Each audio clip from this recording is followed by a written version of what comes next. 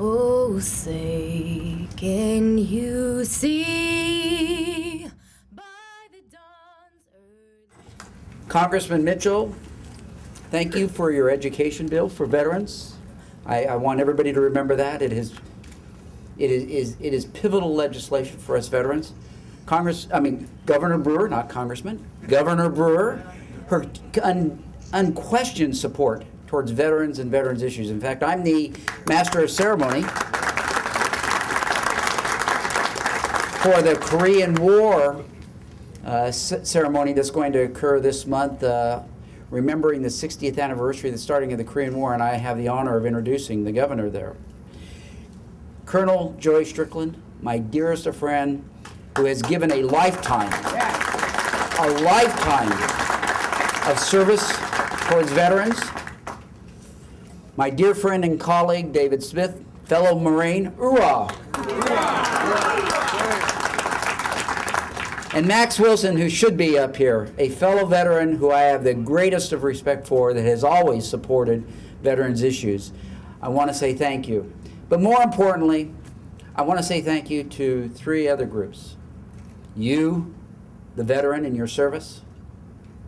To the Vietnam veteran, I always say, welcome home. We need that said. And as Joey Strickland reminded me, there's some groups here that really deserve a tremendous amount of credit and need to be honored, and that is the veteran service organizations. The American Legion, the Veterans of Foreign Wars, the DAV, the Military of the Purple Heart, and we can go on and on and on. I thank you for your continued service to this city, this community, and this nation. Thank you very much.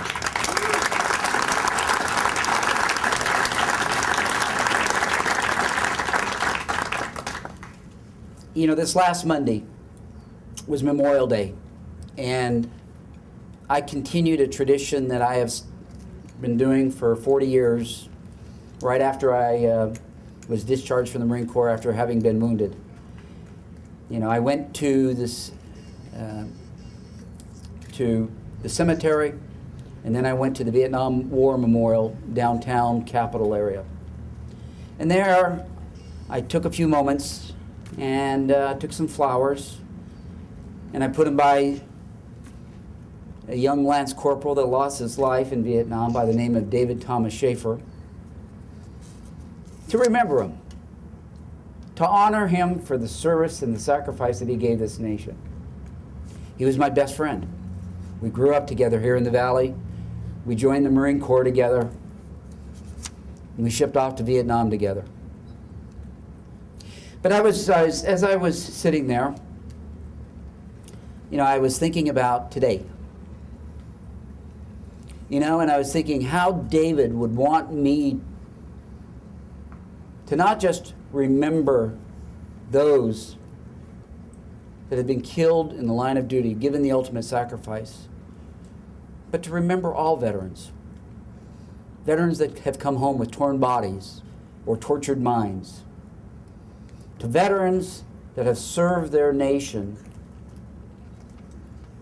with unquestioned courage and sacrifice. So I was thinking today that we need to honor this day. You know, George Washington, and I'll paraphrase it because I didn't write it down. He said when he was president, he said basically that you can determine the heart of a great nation by how it treats its veterans that have served in its greatest time of peril. And that's why we must remember and honor our veterans for their particular service. I am very, very honored to be here today. And I give my unquestioned commitment to do whatever I can to support, to help the Madison Street Veterans Association, plus other organizations that reach out to veterans. And we've done a lot. I cannot believe the major step that you've come forward with. This is not an easy step, but it is a monumental step that veterans will always remember.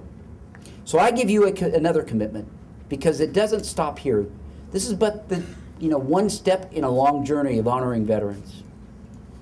I know that I've worked with the courts. I believe they're committed, plus many other departments, county government, that the next step that I'm going to be pushing is getting a veterans court created in Maricopa County.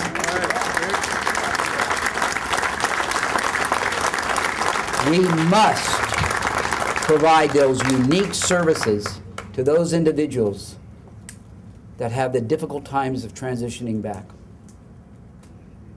This county attorney is committed towards bringing that to an end, and I know that all of county government will be there with you. So thank you very much, and congratulations, everybody.